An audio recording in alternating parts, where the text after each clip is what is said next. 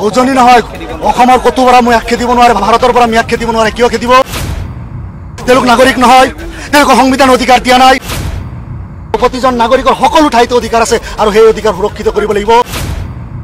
আৰক্ষী, প্ৰশাসন, চৰকাৰ, যন্ত্ৰ আৰু সেইটো ব্যৰ্থ হৈছে। মুখ্যমন্ত্ৰী হিমন্ত বিশ্ব শৰ্মা পদত্যাগ কৰা উচিত। উজনি নহয় অসমৰ কতো পৰা মই আক্ষেপ দিব নোৱাৰে, ভাৰতৰ পৰা আমি আক্ষেপ দিব নোৱাৰে। কিয় খেদিব? তেওঁলোক নাগৰিক নহয়, তেওঁলোকক সংবিধান অধিকাৰ দিয়া নাই। নাগৰিকত্বৰ অধিকাৰে তেওঁলোকে নাগৰিকত্ব পাইছেনে? যদি পাইছে সেইটোৰ বিষয়ত কোনো প্ৰশ্ন উত্থাপন হোৱাটো সঠিক নহয়। প্ৰতিজন নাগৰিকৰ সকলো ঠাইতে অধিকাৰ আছে আৰু সেই অধিকাৰ সুৰক্ষিত কৰিব লাগিব।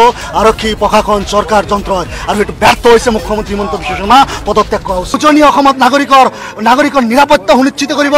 উজনি অসমত নাগৰিকৰ চলা ফিৰাৰ অধিকাৰ সুৰক্ষিত কৰিব।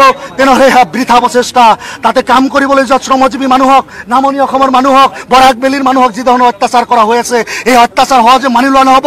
AIUDF দল জাগ্ৰত হৈ সদা আৰু সৰ্বদা এই মানুহখিনিৰ কাৰণে অত্যন্ত প্ৰহৰীৰ দৰে বাৰ্তা আছে, অত্যন্ত প্ৰহৰীৰ ভূমিকা আমি পালন কৰি আছোঁ। আমি যোৱাকালি এই বিষয় লৈ অসমৰ মহামহিম ৰাজ্যপালৰ কাষলৈ গৈছিলোঁ, তেখেতক অৱগত কৰিছোঁ। ৰাজ্যত ভুল উন্টিত হৈছে মানৱতা, ৰাজ্যত ভুল উন্টিত হৈছে সংবিধান। এই কথাবিলাক চৰকাৰৰ দৃষ্টিগোচৰ আমি কৰিব বিচাৰিছোঁ। কিন্তু এই ৰাজ্যত পুলিচি ৰাজ চলিছে। এই ৰাজ্যত পুলিচৰ হাতত মেচিন গান, পুলিচৰ হাতত পিষ্টল থকাৰ কাৰণে আইনলৈ কোনো ভূক্ষেপ নাই, আইনৰ আদালত নাই, বিচাৰ নাই। এইবিলাক কথা ক'ত কম, কেনেকৈ কম, এই কথাবিলাক ক'বলৈ মুখ্যমন্ত্ৰীক এবাৰ সন্মুখৰ পৰা আমাৰ যুৱ বন্ধুসকলক লগত লৈ গৈ ক'ব বিচাৰিছিলোঁ, কিন্তু বাধা আৰোপ কৰিছে। ভাই, দুৰ্ভাগ্য, 21 শতিকাৰ দুৰ্ভাগ্য যে গণতান্ত্ৰিক দেশৰ গণতান্ত্ৰিক নাগৰিক কেইবাজনো নিৰ্বাচিত জনপ্ৰতিনিধি যেতিয়া মুখ্যমন্ত্ৰীক আমাৰ যুৱ বন্ধুসকলৰ সমন্বিতে, নতুন প্ৰজন্মৰ সমন্বিতে যুৱ বন্ধু বান্ধৱীসকলক লগত লৈ গৈ ক'ব বিচাৰিছোঁ, সন্মুখত চকুত হৈ ক'ব বিচাৰিছোঁ, তেতিয়া তেওঁলোকে ভয় খাইছে। আৰু এই ভয় তেওঁলোকৰ ভিতৰত সোমাই দিয়া হ'ব। 2026 চনলৈকে অসমৰ জনগণ চাই আছে। আজি সামগ্ৰিকভাৱে অসমব্যাপী আপোনালোকে যি হৈছে দেখিছে, স্মাৰ্ট মিটাৰকে আদি কৰি অন্যান্য ক্ষেত্ৰত যি ধৰণৰ দুৰ্নীতি হৈছে, গৰীবৰ পকেট যি ধৰণৰ হৰলুকি হৈছে, এয়া সহজভাৱে অসমৰ জনগণে লৈ থকা নাই। বিজেপিয়ে ভাবিছে যে তেওঁলোকে উঠি ৰজা বহি ৰজা হৈছে, কিন্তু তেওঁলোকৰো পতন হ'ব। সকলোৰে কাৰণে সকলোৰে পাৱাৰ সদায় একেই নাথাকে। এই কথাটো হিমন্ত বিশ্ব শৰ্মা আৰু তেওঁৰ বাহিনীয়ে মনত ৰখা উচিত। যদি এই ডেডলাইনৰ ভিতৰতে যদি তেওঁলোকে কোৱা মতে সকলোখিনি হয়, হিমন্ত বিশ্ব শৰ্মা পদত্যাগ কৰিব লাগে।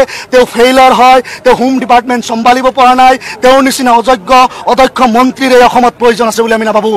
নাগৰিকৰ অধিকাৰ সুৰক্ষিত কৰক, নাগৰিকৰ আৰ্নিঙৰ অধিকাৰ সুৰক্ষিত কৰক, চলাচলৰ অধিকাৰ সুৰক্ষিত কৰক। সেইখন অসম নহয় নেকি? এইখন অসম নহয় নেকি? গুৱাহাটীখন যদি অসম হয়, যোৰহাট শিৱসাগৰ কিয় অসম নহ'ব? যোৰহাট শিৱসাগৰত কিয় ভাৰতীয় নাগৰিক, অসমীয়া নাগৰিক, অসমৰ নাগৰিক কিয় মুক্ত বিচৰণ কৰিব নোৱাৰিব? এই প্ৰশ্ন, এক গণতান্ত্ৰিক প্ৰশ্ন। আৰু এই প্ৰশ্নক তেওঁলোকে যিকোনো প্ৰকাৰে ভেঙুচালি কৰা নচলিব। তেখেতে সাম্প্ৰদায়িক বিবাস্প কৰি গোটেই ৰাজ্যখনক যি ধৰণে বিপথে পৰিচালিত কৰিব বিচাৰিছে, গোটেই ৰাজ্যক যি ধৰণে হিন্দু মুছলমানৰ ৰাজনীতি পৰিৱেশ সৃষ্টি কৰিব বিচাৰিছে, আমি প্ৰত্যাখ্যান কৰিছোঁ তেওঁৰ এই পৰিৱেশ সৃষ্টিৰ ৰাজনীতি। আমি কৈছোঁ যে আমাৰ দাবী যে এটি গণতান্ত্ৰিক আৰু ধৰ্ম নিৰপেক্ষ সাংবিধানিক ৰাষ্ট্ৰ হিচাপে ইয়াতে মুখ্যমন্ত্ৰীয়ে ৰাজধৰ্ম পালন কৰিব লাগে, ৰাজধৰ্ম।